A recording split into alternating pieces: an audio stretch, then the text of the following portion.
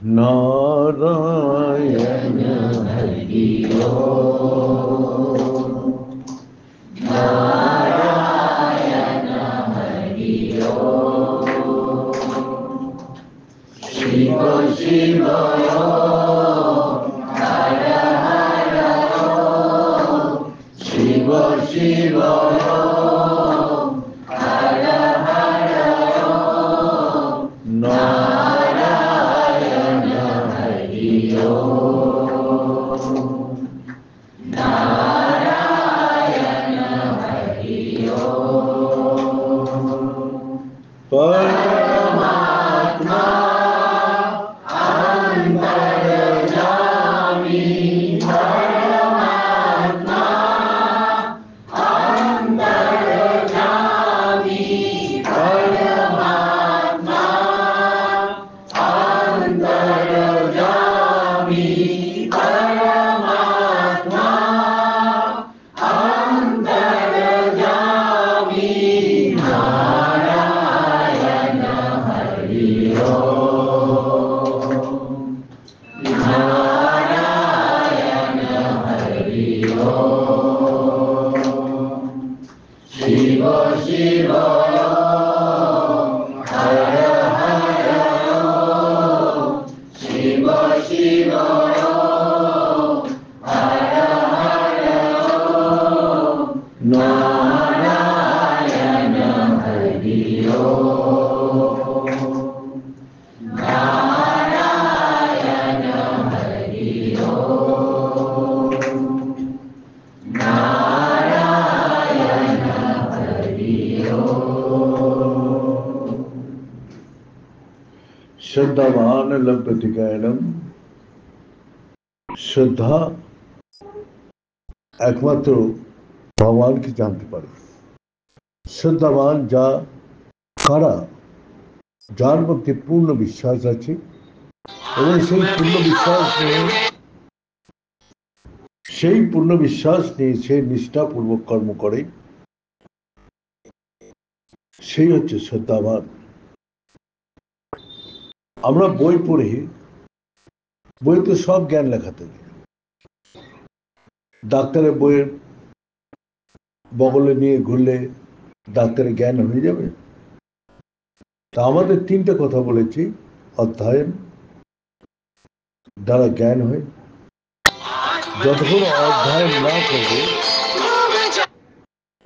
যতক্ষণ অধ্যয়ন না করবে ততক্ষণ জ্ঞান হবে না বইটা সাথে নিয়ে ঘুরলেই হবে না এবং জ্ঞান তখনই হবে অধ্যয়নের সঙ্গে সঙ্গে সেই বইয়ের জ্ঞানটা নিজের ভিতরে আসতে হবে যতক্ষণ আমার ভিতরে না আসছে ততক্ষণ আমার বইয়ের দরকার যখন ভিতরে জ্ঞানটা এসে গেল আর বইয়ের কোনো প্রয়োজন নেই আমি যেখানেই ঘুরি না কেন সেই জ্ঞানটা আমার সঙ্গে ঘুরতে থাকবে এটা হচ্ছে জ্ঞান সেরকম ভগবান বলছে যে তুমি অধ্যয়ন করলে তোমার সেই অধ্যয়ন থেকে জ্ঞান পাবে তুমি তপস্যা করলে তপস্যার শক্তি পাবে তুমি ভোজন করলে তোমার ক্ষুধা নিবৃত্ত হবে এখন আমাদের দুঃখ কষ্ট জ্বালা যন্ত্রণা ভগবান বলছে তুমি আমার ভজনা করো তাহলে তোমার দুঃখ কষ্ট জ্বালা যন্ত্রণা দূর হবে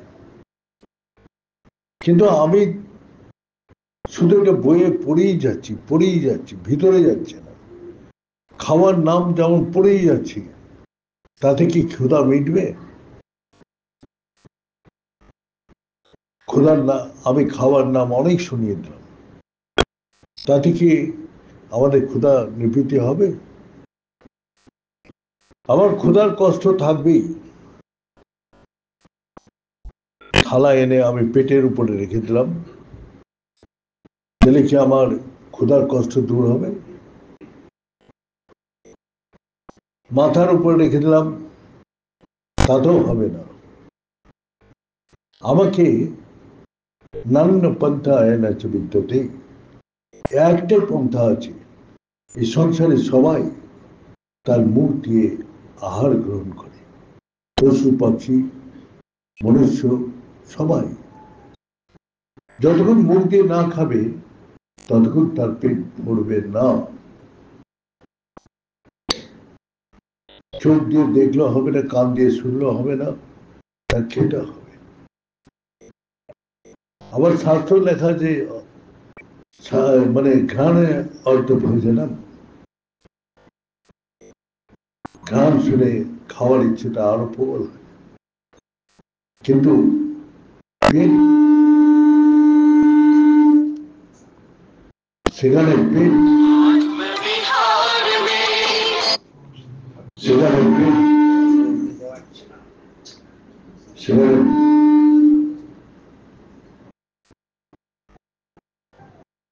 সেখানে পেট ভরে না। তা আমাদের সেই অবস্থা। আমরা যে ভগবানের জন্য যে আমাদের ক্ষুধা, যা আমরা ভগবানকে চাই, কিন্তু তার নাম শুনছি, পড়ছি, দেখছি, কিন্তু আমার ভিতরে কি সেই আনন্দ পাচ্ছি? যতক্ষণ আমরা কীর্তন করলাম, সৎসঙ্গ করলাম, ভজন করলাম, তখন একটা আনন্দ বোধ হচ্ছে, কিছুক্ষণ পরেই সে আনন্দটা হারিয়ে যাচ্ছে, আবার চাই। তার মানে আমার যেটাকে সত্যি আমরা যদি পেয়ে থাকি, সেটা তো আমার কাছে নিরন্তর থাকবে। যে জ্ঞান আর কোনো সময় আমার ভিতর থেকে যাবে না। এখানে সেটাই বলছে যে ভগবান সর্বত্রই আছে, সর্বগ্রীত ব্রহ্ম, ভগবান সর্বত্রই বসে রয়েছে, কিন্তু আমাদের তো জ্ঞান হচ্ছে না। আমাদের একমাত্র আমরা যতক্ষণ অধ্যয়ন না করব, অধ্যয়ন মানে আমি তার অধ্যয়নের দ্বারা নিজের ভিতরে উপলব্ধি না করব,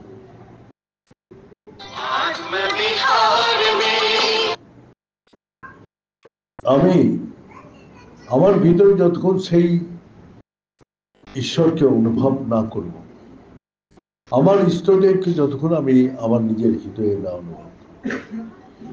আমাকে একজন এসে বলছে যা আমি দ্বাদশ জ্যোতির্লিঙ্গ ঘুরে এলাম। তা আমি ঘুরে এসে তুমি কি করলে? বাইরে বাইরের জ্ঞানটা কতক্ষণ থাকবে, আবার হারিয়ে যাবে তোমার। আমি তো বিদেশ অনেকবার ঘুরে এসেছি, কিন্তু বিদেশের সেই ওখানে গিয়ে যে আনন্দ, যে সৌন্দর্য অনুভব করলাম, সেটা কতদিন ধরে রাখতে পারে?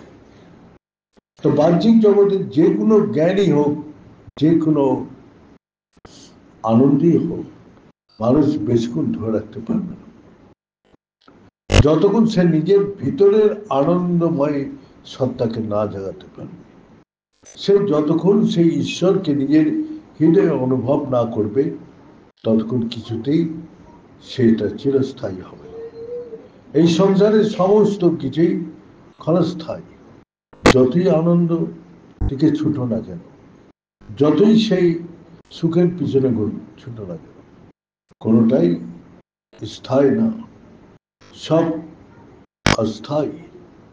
আজ আছে, কাল নাও থাকতে পারে। এই দেহ, এই মন, এই বুদ্ধি সবসময় পরিবর্তন হচ্ছে। আজকে যেটা আনন্দ দিচ্ছে সেটাই কালকে আমাকে দুঃখ, কষ্ট, অশান্তি দেবে।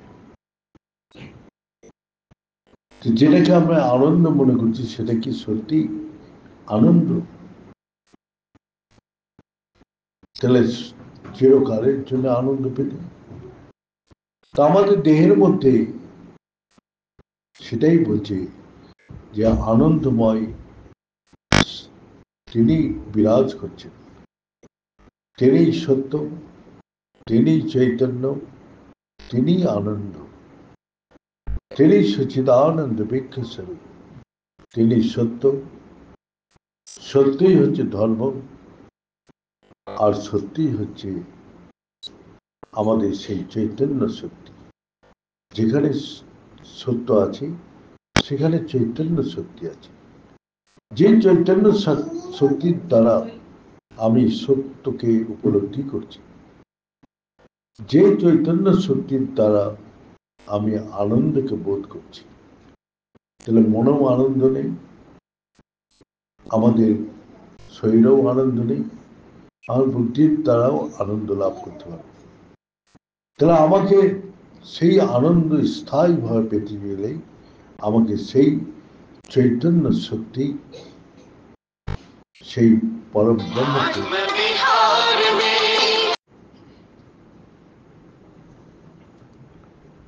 সেই চৈতন্য শক্তি আনন্দকে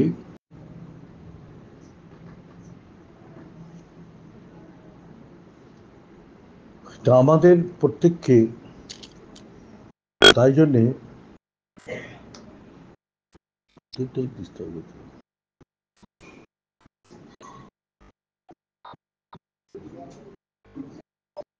হ্যালো হ্যালো হ্যালো, শোনা যাচ্ছে পিছনে? সচ্চিদানন্দ স্বরূপ সেই ঈশ্বরের সত্তাকে যতক্ষণ আমরা হৃদয়ে অনুভব না করতে পারবো, সেটা চিরকাল আমি ধরে রাখতে পারি না। তাকে চিরকাল ধরে রাখার জন্যে আমাদের ভিতরে, তাই জন্য বলছে যে অধ্যয়ন করো। যেমন বইয়ের জ্ঞান আমার ভিতরে এসে যায়, যে ডাক্তারি পড়ার বই পড়ার পরে যে জ্ঞান আমার মধ্যে থাকে, সেই জ্ঞান দিয়ে আমি সংসারের চিকিৎসা করি।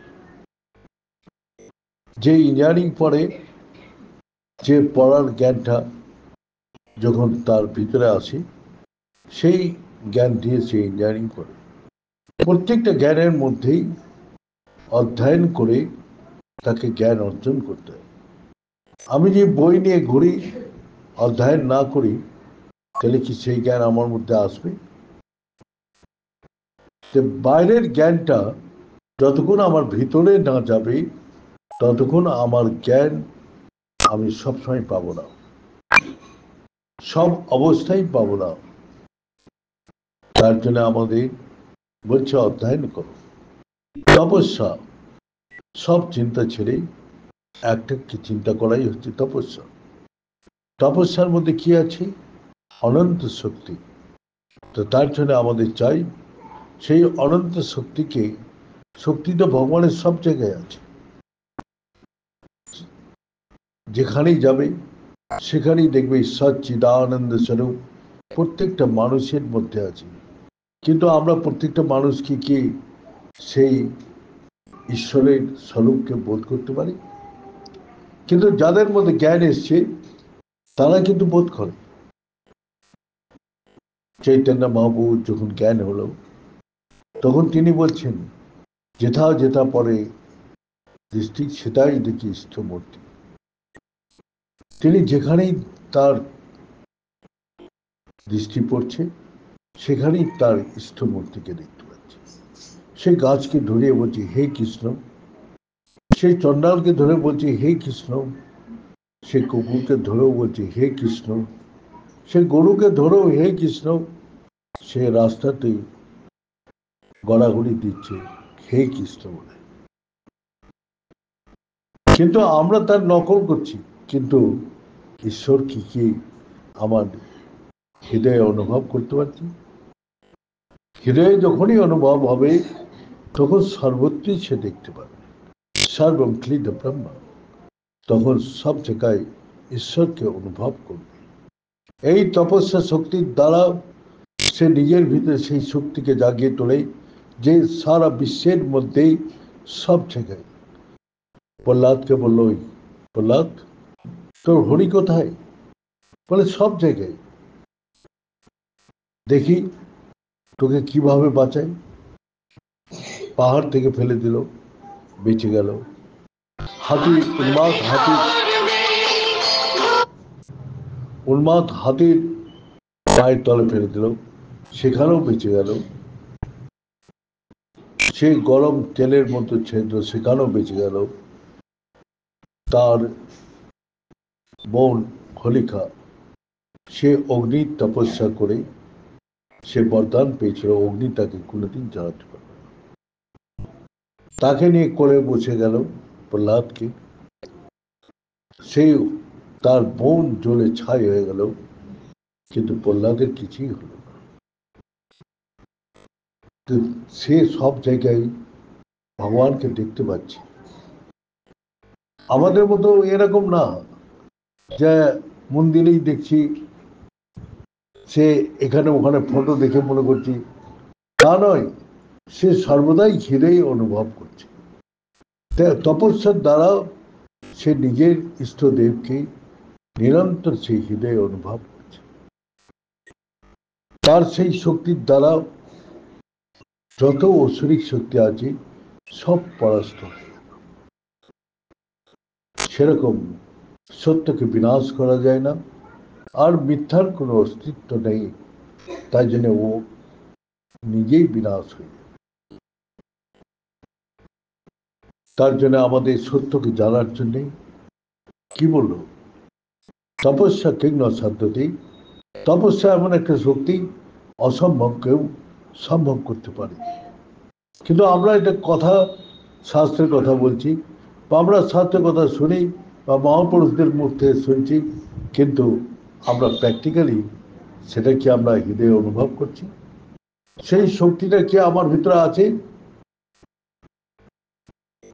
আমি কুকুরকে ধরেও বলবো হে কৃষ্ণ, হ্যাঁ, সেখানে আমাদের সেই শক্তি আসেনি। প্রত্যেকটা মানুষের মধ্যে আমি কৃষ্ণকে দেখতে পাচ্ছি না। তার জন্য রাগ, দেশ, হিংসা, ক্রোধ, লোভ, এগুলোর উৎপত্তি হচ্ছে। ভেদ বুদ্ধি থেকে সবকিছু অশান্তির মূল কারণ। মিথ্যা আমাদের দুঃখ, কষ্ট, জ্বালা, যন্ত্রণা, আমাদের অভাব বোধ করাচ্ছে। তো আমরা মিথ্যাকে ধরে আছি বলেই এত কষ্ট, দুঃখ, অশান্তি। যদি সত্যের সন্ধান পাই, তাহলে সব সময় আমি ঈশ্বরকে সব জায়গায় দেখতে পাবো। তাই জন্য বিবেকানন্দ জেনেছিল বলেই বলছিল যে ঈশ্বর জ্ঞানের জীব সেবা করো। আগে ঈশ্বরের জ্ঞান হোক, তারপরে জীব সেবা করতে যাও। আগে ঈশ্বর জ্ঞান হলেই না, আর আমরা জীব সেবা করতে, আরে নারায়ণ সেবা করছি, আর নারায়ণ তো তুই তো তারপরের দিন খাওয়ানোর পরে তার সঙ্গে ঝগড়া হয়ে গেল, তার সঙ্গে লড়াই ঝগড়া অশান্তি হয়ে গেল। কিসের জন্যে? তাহলে নারায়ণ তো খাওয়ার সময় দেখেছিলাম, তারপরে তো আর নারায়ণ দেখতে পাচ্ছ না। এগুলো হচ্ছে আমাদের মিথ্যাচার। কোনো সময় নারায়ণ মনে হচ্ছে স্বার্থের জন্যে, আবার স্বার্থ ক্ষীণ হলেই তার সঙ্গে লড়াই হয়ে যাচ্ছে। তাই জন্য চৈতন্য মহাপ্রভু সেই বলছি, যেথা যেথা নৃত্য পড়ে সেটাই দেখি ইষ্টমূর্তি।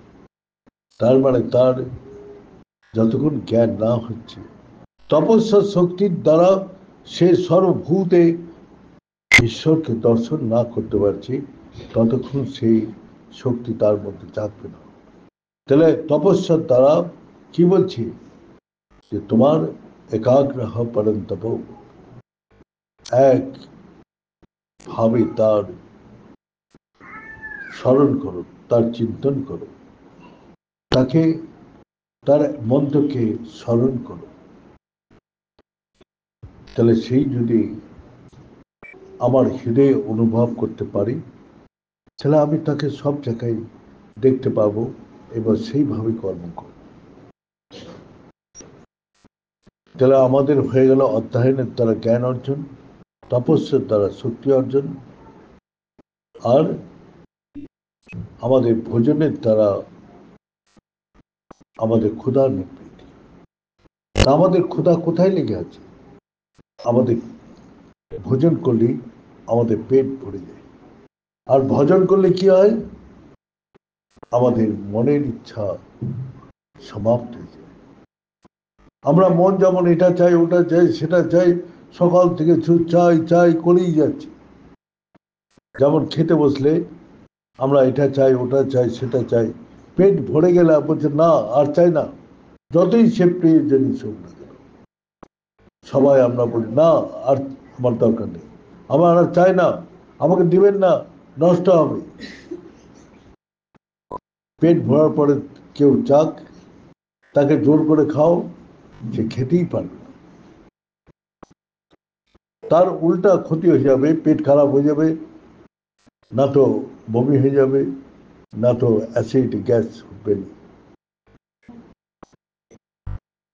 তাই জন্য বলছি, যখন তোমার মন বলবে না আর আমার কিছুই চাই না, সেই ভিতরেই যে সচ্চিদানন্দ আনন্দ তুমি যখন পাবে, সেই আনন্দে বিভোর হয়ে থাকবে, যেখানে আর তোমার চা পাওয়া সব সমাপ্তি ঘটে যাবে।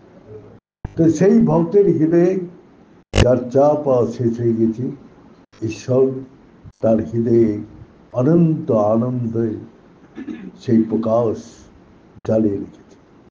সে আনন্দে সে চোখ খুলে নাও, সেই আনন্দে বিভোর হয়ে আছে, সে শুনতে পায় না, দেখতে দেখানোর চেষ্টা করে না এই সংসারকে, সেই শ্যাম সুন্দর সেই ঈশ্বরকে সে নিরন্তর দর্শন করছে, তার আনন্দ অনুভব করছে, চোখটা তার বন্ধ আছে এবং তার হৃদয়ে তিনি ঈশ্বরের সেই আনন্দকে অনুভব করছে।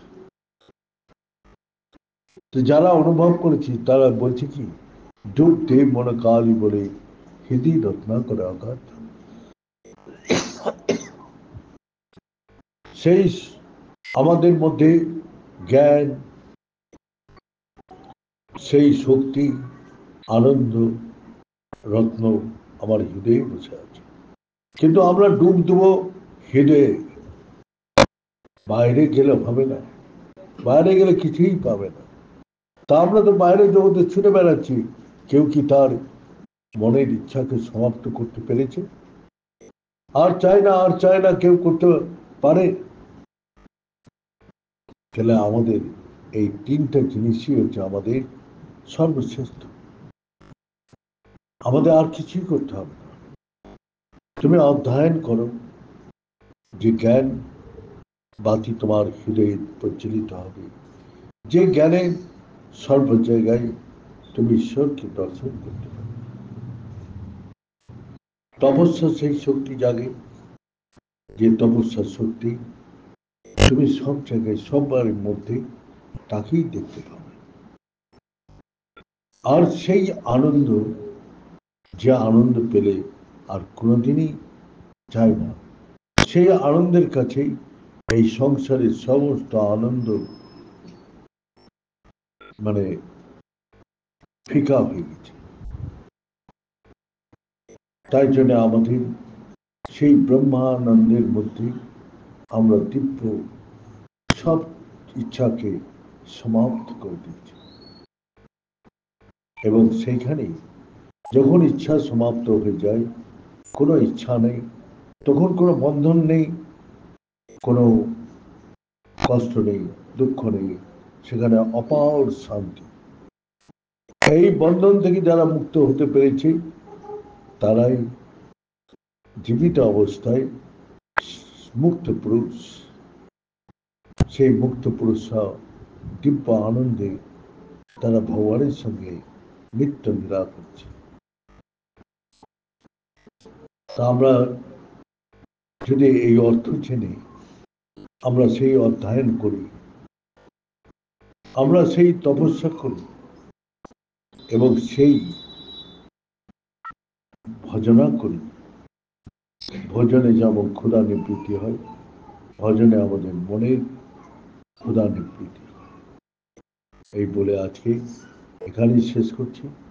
ওম পূর্ণমদ পূর্ণমিদং পূর্ণাৎ পূর্ণমুদচ্যতে পূর্ণস্য পূর্ণমাদায় পূর্ণমেবাবশিষ্যতে। ওম শান্তি শান্তি। बड़े सच्चे दरबार की, बड़े सदगुरु भगवान की, बड़े शंकर भगवान की, बड़े माता जगदम्बे की, बड़े भक्त बिंदों की, बड़े संत बिंदों की, बड़े सनातन धर्म की, बड़े धर्म की, बड़े